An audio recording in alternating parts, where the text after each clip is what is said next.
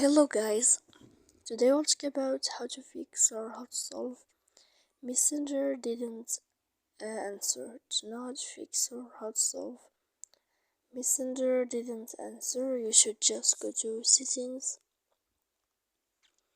After that, in this page you click apps, default apps, app settings. Then this list will search about Messenger. When you find this page of app info, you click on first stop and you click OK.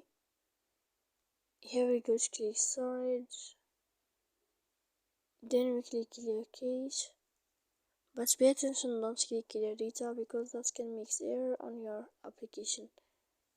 So please don't forget to support us by like and subscribe. See you next time in another video, and thank you for your attention and your watching.